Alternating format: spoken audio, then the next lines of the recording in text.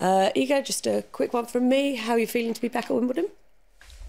It's for sure exciting, and I feel great, especially coming after, such a great tournament. I'm glad that I have some time off, and I had time also to practice in a solid way and not, rush it. So, I feel for sure excited. Questions in English. You got Ken McGuire from AP. You're not playing the Olympics this time around, but do you hope to play in the Olympics in the future? And wait, I'm not playing Olympics? I am playing for sure. Yeah. Wrong player. Sure. Iga, 7 different players have won the last 7 Wimbledon Women's Championships here. What are your thoughts when you think of that statistic and the meaning of it? Well, honestly, I had no thoughts because I had no idea that was the case. But now when you said that, I don't know, I feel like it's a really tricky tournament. It's not like you can kind of, build up your shape and then, I don't know, peak at Wimbledon, because there aren't so many tournaments on grass. So sometimes this tournament looks a little bit different, and players, that are also sometimes underdogs can win it, I feel. The chance is bigger. But on the other hand, sometimes it was a similar case on clay as well.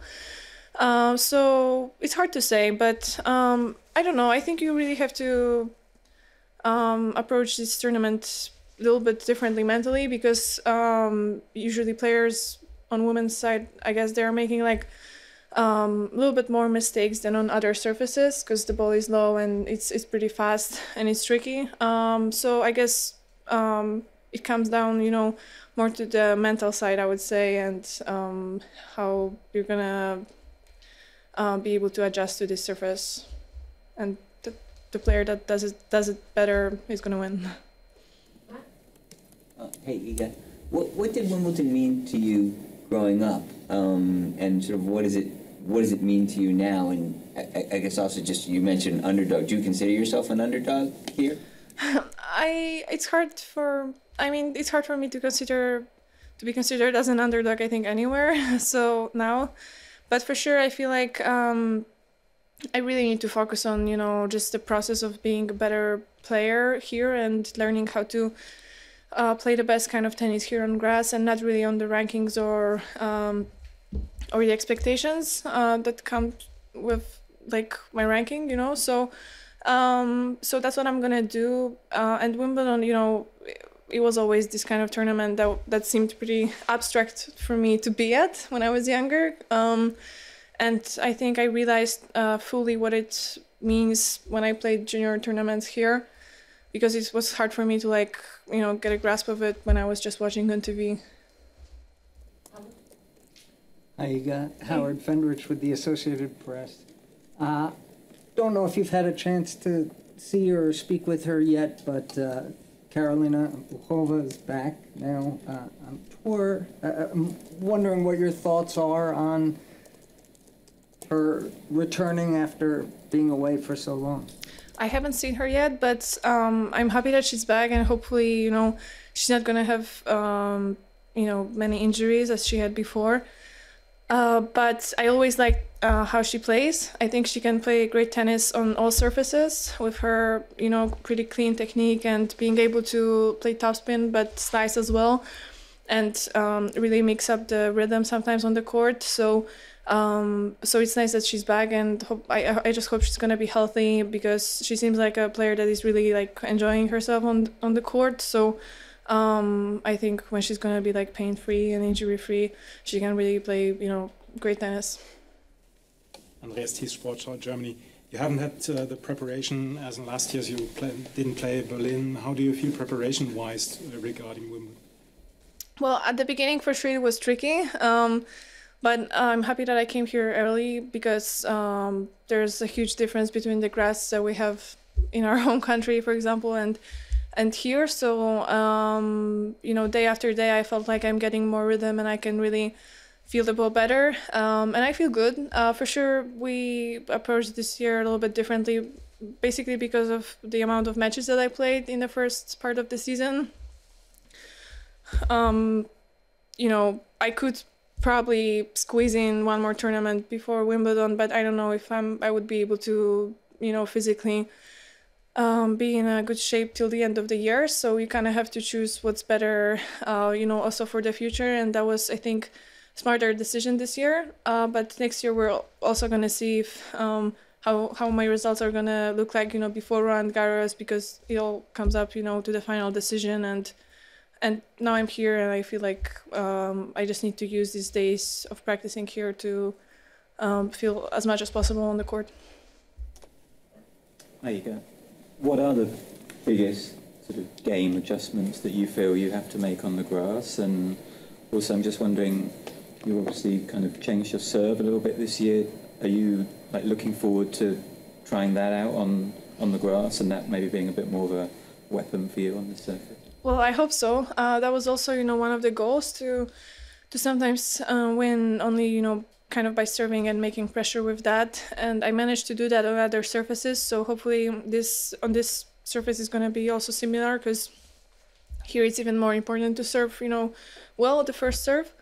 And it seemed fine in practices. So I'm going to try it out on matches with, some stress coming in and everything. And hopefully this progress that I've made is going to pay off. And, besides serve, basically, movement and, stopping before getting a shot. I can't really slide here, so I've been working on that, but it wasn't like we needed to focus on one specific thing. It's overall just getting the feeling of the surface and making the small adjustments,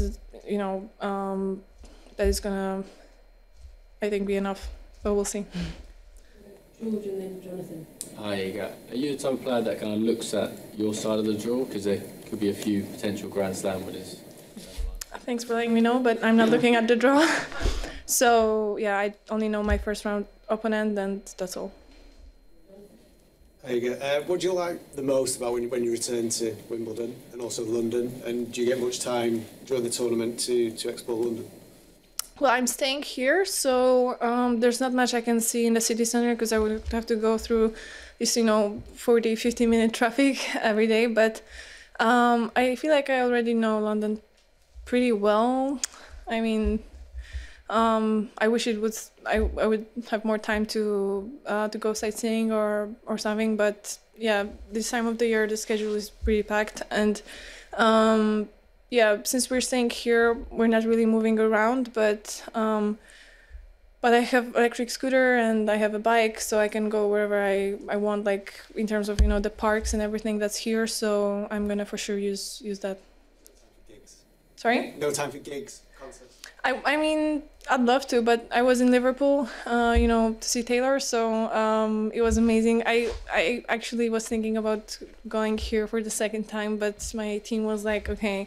Because basically after this concert, 3 days after, I was so excited and I couldn't sleep and everything, that we decided it's better to focus on the tournament, but it was a great experience. And last year I went to Adele after my match. No, wait, it was 2 years ago in Hyde Park. So I think, if I'm going to lose early, then I'll have more time to go there.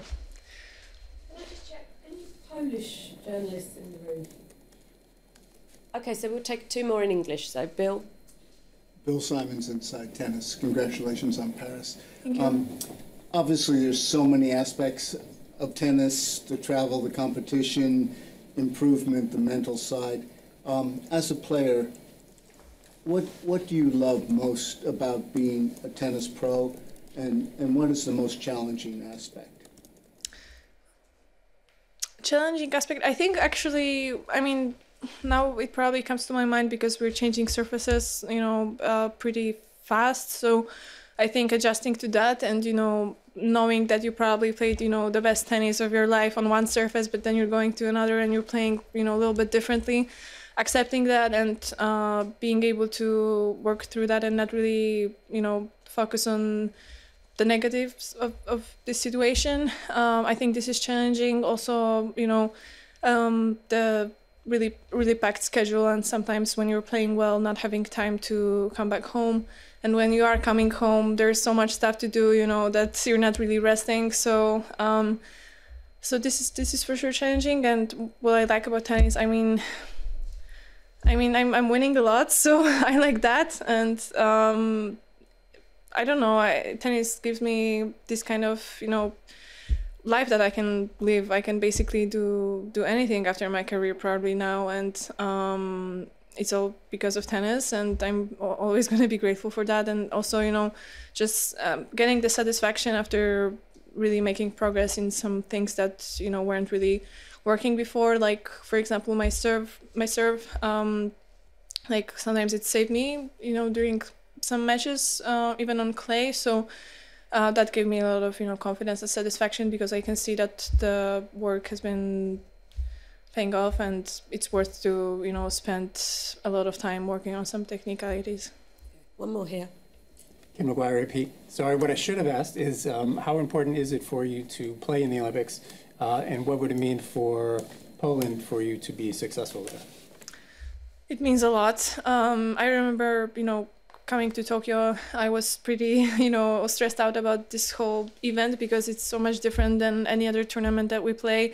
And, you know, we have kind of an Olympic tradition in my family. So Olympics were always, you know, this kind of tournament that was, you know, the most important, kind of above everything else. So from my side, you know, as a professional, I'm going to treat it, you know, as any other tournament, to keep my routines and to be able to perform my best. But it would mean obviously a lot, and you know, I'll really work hard to achieve that. But it's tennis, so you never know. We don't get, you know, many chances. I'm gonna compete in singles and mixed doubles, so only 2 chances basically, and I'll just do my best.